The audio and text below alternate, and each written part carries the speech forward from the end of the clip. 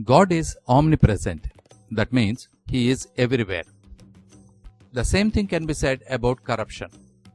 We see it everywhere, all around us.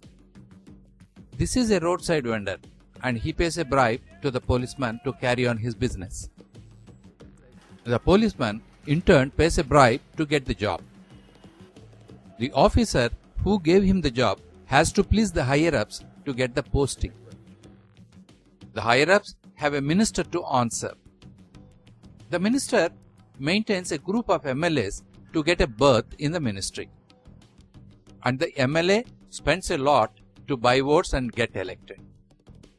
So the whole system runs on corruption and the politicians are happy about it.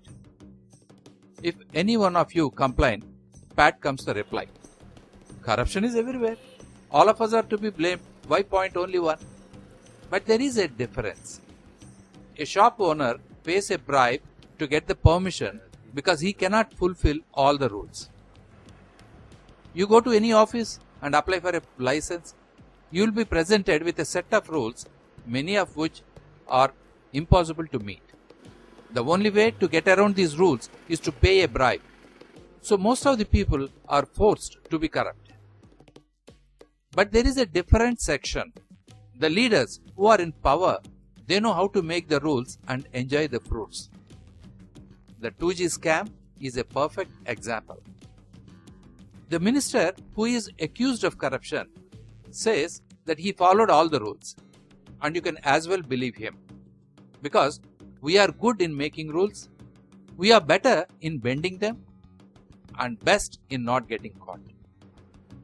Our netas are busy doing public service, but their sons and daughters, they make hundreds and thousands of crores.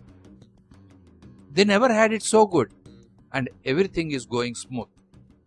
But an old man called AnnaHazare is out spoiling the show. Naturally, the politicians are not at all happy. Mr. Hazare, we are the people who got elected.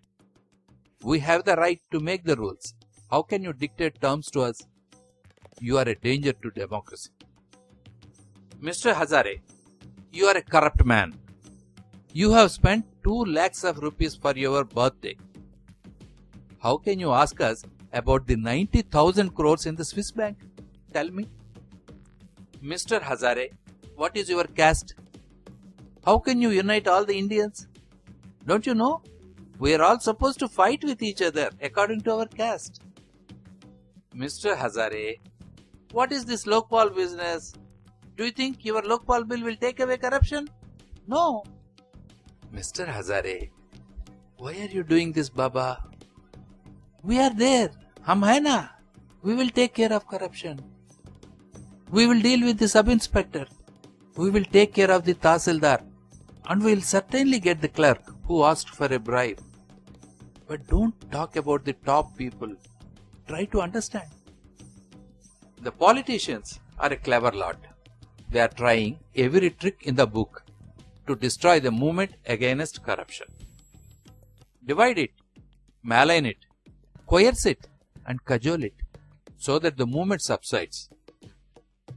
Corruption is a demon. Ravana has 10 heads, but this demon of corruption has 1,000 heads.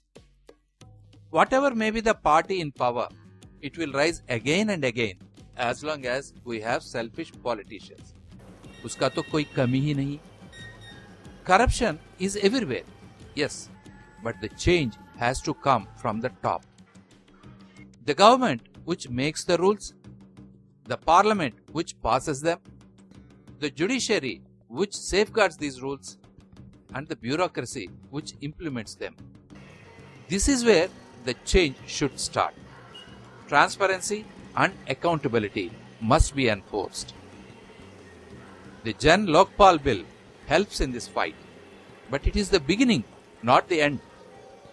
What we need is a strong public movement against corruption, and AnnaHazare is the symbol of that struggle.